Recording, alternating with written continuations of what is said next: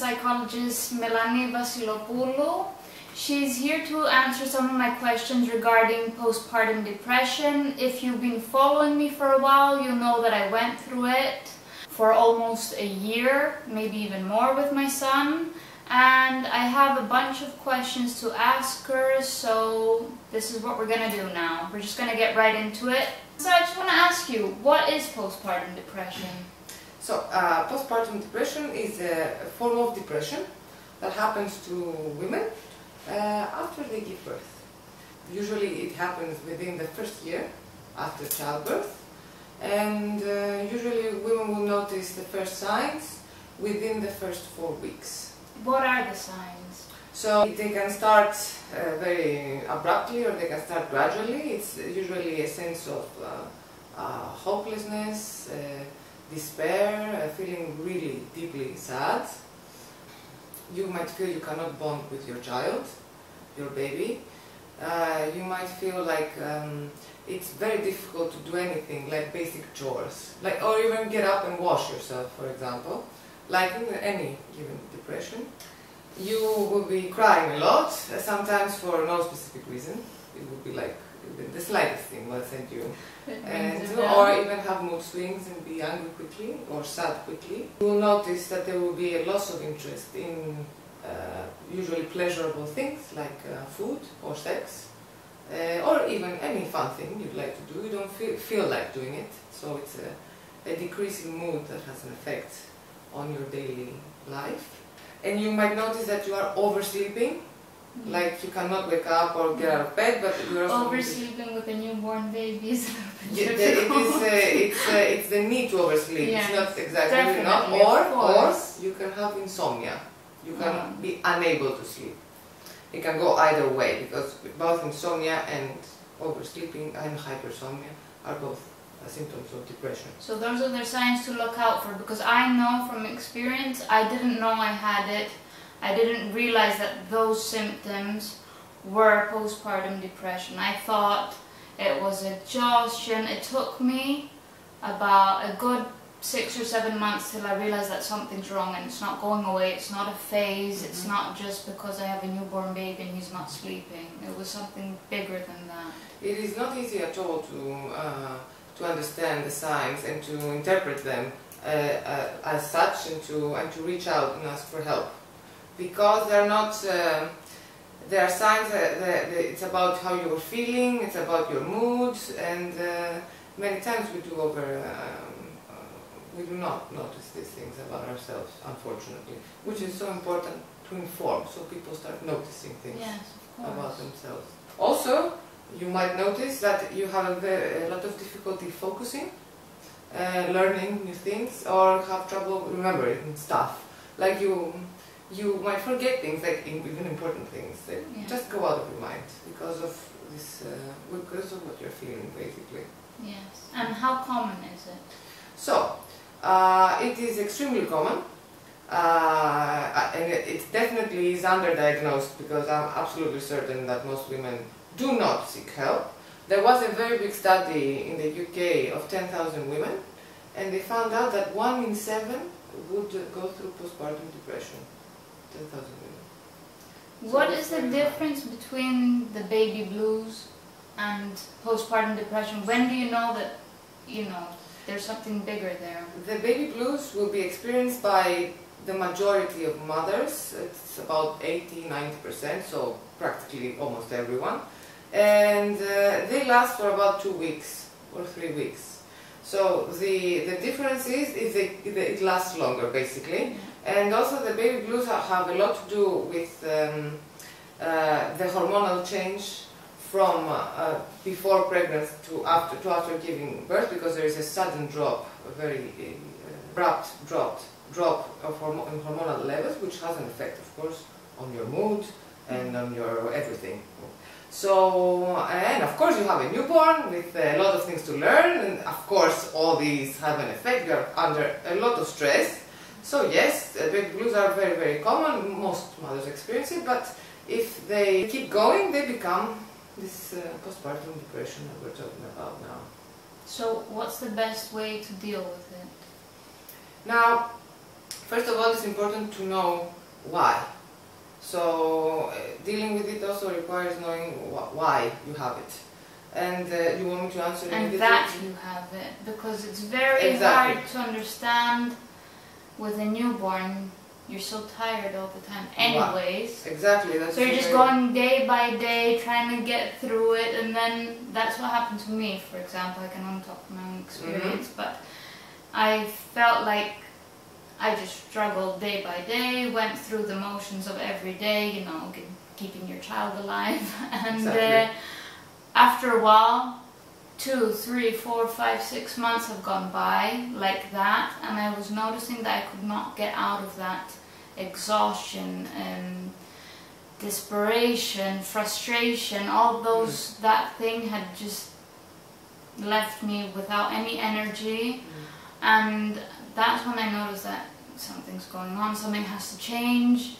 And that's when, and the moment you start realizing that you have it is also a breaking point, because I felt like, okay, I need to do something now. That is the best thing, to actually identify it. And once you identify it, of course, if you don't have other pathologies, you are gonna deal with it. So and so to deal with it, and then we might talk about what causes it generally, or what are the risk factors after we finish. Well, first of all, as a psychologist, I'm going to say that talking to a psychologist is a very good thing to do, because it actually helps a lot, clinically proven. It helps you to understand why, it helps you to maybe feel less guilty about how you are, because guilt is also one of the main things you're going to be feeling. And to see how it has culminated into a depression, why, and what you can do about it via the support of a psychologist, and who will basically help you support yourself and get support from other people also. Our medication also works. Antidepressant medication has reached a very good level, and for more serious, because of course there are levels of postpartum depression. So there can be very severe levels that people cannot get out of bed, literally. And so antidepressants do work, and you can also keep breastfeeding even while you're taking them. So yes, but it is essential, of course, that they are prescribed by a doctor. So which means that when you notice symptoms and you think you're having a problem, you first ask to go to a mental health professional. They will refer you to another mental health professional who prescribes medication. Usually, where we are living, is a psychiatrist in Greece, or I don't know if a GP can prescribe antidepressants. But you need to see a mental health professional, and do not self-medicate, because even if you take antidepressant medication, most of the new antidepressant medication is okay for breastfeeding, but it needs to be taken at specific times during the day, like 2 hours before, so that it doesn't metabolize and go into your milk. Also, things you can do for yourself when you start noticing that you notice these signs of postpartum depression. And basically, as it is with depression, it is important to jumpstart your life a bit by yourself, which is very difficult, of course, because you don't wanna. But if you start, it actually gradually gets better. I think the best thing to do is make yourself get out of the house. Exactly. So one thing is to introduce in your life a daily program that includes exercise, because exercise will make you release serotonin in your brain, will make you feel better from those chemicals that are not being enough in your brain. You have a reduced level of other chemicals. Schedule fun things to do during the day, things you enjoy doing during your day, whatever anyone enjoys. Schedule time to relax and be calm, and basically taking care of yourself, really. It's the basic things. And make and meet simple goals. Like today I'm gonna get up, wash my face, and take a shower, and do everything else. Simple. Which, sounds strange, but no, it's I can't even remember how many times I felt like I didn't have the time to even take a shower, and taking a shower was a break for me. It's a break, and it's something that is necessary, like having a good meal, or a good rest, or a good sleep. It's necessary things that without them you are less of a person actually. You become like less of a person. And of course is the number one thing, in my opinion, is to reach out to your friends and family and ask for help and ask for and accept help. And accept help, of course. If you ask for it, you're ready to accept it. Yes, but I remember again Yes. me, Yes, from that you. my mother was offering to help me, offering to cook food, and I felt like no, it's okay, I've got this, it doesn't matter, no. Why? And I don't know. Did I you felt like I wanted to do it all alone? all on my own. Yeah. And it's a pity because then then even though people offer to help, you feel like you're not getting help. It's like a vicious cycle. Exactly. You feel trapped somehow. And then this feeling of exhaustion, desperation and whatnot, it makes you feel really guilty afterwards because you feel like you should be having, the happiest time of your life with a newborn baby and you're not, and then you feel guilty because people ask you, oh, how is it, having a newborn baby, and you must be so happy and this and that, and deep inside you don't feel that. You try to, really try to feel that, and but it's not there. There's a big conflict between you how you're feeling and the way you're supposed to be feeling. I should and want to, and how you actually feel. It's like 3 different things, and that makes you feel horrible. And personally, I felt like I missed out on the good parts of, the first year of my son's life, which is a huge thing, and something you can't get back. But ask for help, basically, because you shouldn't have to feel like that. You shouldn't have to feel guilty. People should talk about it more, feel open about it. It's not something to feel bad about or ashamed about. So many people go through this, and you shouldn't be alone in it because there's so many people going through this. And talk to other people, find other mothers, go on Facebook. That's what I did. I mean, I'm not saying that this is a solution, but it helped me get through the day. It helped me understand what's happening, what I have. And that's when I understood that, okay, something's going on, and you have to deal with it then. Talk to a professional, just make yourself snap out of it, basically, like work through it. And make yourself go out and be sociable, even though you don't really feel like it. But it really, really helps. Those are a few things that worked for me. Yes, and they would work for most people. Of course, everyone will tailor their own things the way they like and the way they like to do it. Yes. So I've got one question.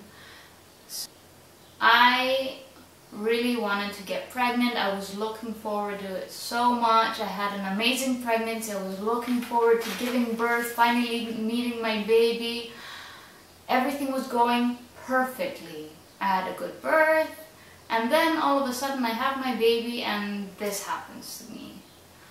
Why does this happen?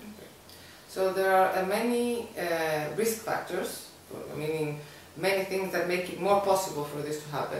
One of the biggest things is the hormonal change you experience from pre-birth to after birth. So the hormone levels are really high and then they drop suddenly. This immediately will have an effect on your mood. And of course, being a new mom, or even if it is your second or third child, it doesn't matter. It can happen in any pregnancy, even if it happened in a previous one or not. So the hormonal change is one. The second thing, and it's similar like when you get to believe in this hormonal change, just look at yourself before you get a period, for example. And that hormonal change is much milder than the one you go through when you give birth. The second thing is if you have a history of depression, or a family member or it runs in your family, so that is a big risk factor because you have a tendency to be depressed. Meaning that you're more likely to get postpartum. And another very important thing is stress and problems. Stress can be, it's part of life, but sometimes it can be overwhelming. So you can have, for example, women who have money issues, who have issues with their partners or their family, and who have low educational level also, are more likely to have a postpartum depression. difficulty with the pregnancy, or getting pregnant, or finding out something during the pregnancy that scared you a lot, again, it is a risk factor. Having no good support system. Being also very young and unprepared, so maturity level is important. Yes, it is important, so you can at least even notice your things. So being young and unprepared, and for example having no support system, like many people do have children like that, it is a risk factor for getting postpartum depression. And lastly, and not just that of course, it's having people who have been victimized or traumatized are usually more likely to have postpartum depression, even though they might have been a long time ago since their trauma. It doesn't matter, you are more vulnerable to most mental health issues. Okay, I have a question. Does having postpartum depression with your first child mean that you're going to have it with your second? Because that's an issue I'm having, and terrified of going through it again. First of all, it's not going to be this. Even if there is a tendency to happen again, it won't be the same because you know about it. So, but the first sign you recognize, you will do something about it immediately, and as you didn't work, it will work again and much more swiftly. So, do not be afraid. Once you know what's going on, it is very liberating. Because all these feelings that you had, and plus the unknown part, and the guilt, and not being inside your parenthood role, the mother you are supposed to be, want to be, the way you want to feel, with education about it, it goes away. What I felt also was that I didn't know how long it was going to last. I felt trapped. I felt like there was no light at the end of the tunnel because I didn't know how long this thing will go on for. I didn't know if this is how I'm going to feel for the entire, for my child's entire life. That must have been very stressful. Now knowing though that, it lasts a specific amount of time, no matter what that is, and the sooner you realize what it is, the faster you will get out of it, so that's good. That was very stressful on its own because I felt like it's never going to end, and I felt so desperate. I didn't know what to do. But when I finally realized, okay, something else is happening, something else is going on, and I need to deal with it, that's when things started looking up. There's a very particular thing that happens in depression and mental health difficulties that a person might have. It is that it stays in your mind. Whatever it is you're feeling, or whatever it is that is happening to you at a specific moment, it stays and it rules your mind. So it's very difficult, even impossible, to see beyond that, because it's in your mind all the time. Because you keep facing it again and again. You keep encountering the same issue again and again, and we call it ruminative thinking. It keeps going again and again and again. It's in your mind all the time. So it's difficult to break. It's something that is causing a lot of distress. So that's why we think about things to solve them. But instead of solving them, you're going into a loop. Yes. Again, the same one and the same one. So that is the issue, that no one can break the loop much more easily, or reaching out, or people. Yeah. So another thing to remember, everyone. It does go away. The sooner you realize what you've got, the sooner you'll get out of it. And what I felt, and it's a horrible feeling, don't feel like there's no light at the end of the tunnel. This isn't it. This isn't what it's going to be like for your entire life. This is not the way you're going to feel about your child all the time. The best advice I can give is talk about it. Yes, talk about it. Talk about it. As Talk about it to a friend, talk about it to a family member. Just say it out loud. Say what is going on in your mind. And don't feel ashamed and don't feel guilty about it. Because it's not you. It's just something that affects a lot of women, and it's a shame, and it's a shame that people don't want to talk about it because they feel bad about it. But the sooner you talk about it and the sooner you accept it, the sooner it'll just go away. So talk to people, and if you feel like talking to family or friends isn't going to help you, or they won't understand you, or no matter what, the best thing to do is to go and talk to a professional. Just to... Although, even though I'm the professional here, I do advise it's best to talk to your family and friends first, because it's important, first of all, to get these feelings mirrored, because your mother or your sister might have gone through the same, and they can, or your friend, and they can understand your feelings, and they can give them back to you in another way. They can recognize them, basically, so you will not feel shame and guilt anymore because you share them with others, so they're similar. So that would be the first thing to do for me, the first step of treatment would be to talk about it and to say it and to read about it also. So I think we've covered most of the things, or most of the questions I had about postpartum depression. If you feel like you have some unanswered questions, if you want to find out more information, please comment down in the comment section, or if you don't want to have visible comments, you can always contact me privately by sending me an email or sending me a message on Facebook or whatever. All my social media and email is linked down below in the description box, so you can find me everywhere: Twitter, Instagram, Facebook, I don't know, I think that's it. And you can email me, and if you've got more questions, we'll be happy to do another Q&A with you guys. Thank you so much for watching. If you like this video, please give it a thumbs up so I know that you liked it, and we'll continue doing videos like this. And please subscribe so you can see more videos like this, and I'll see you guys next time. Thank you so much for watching, and thank you very much for answering all my questions today. You're very welcome. Thank you. Have a great day, guys. Bye.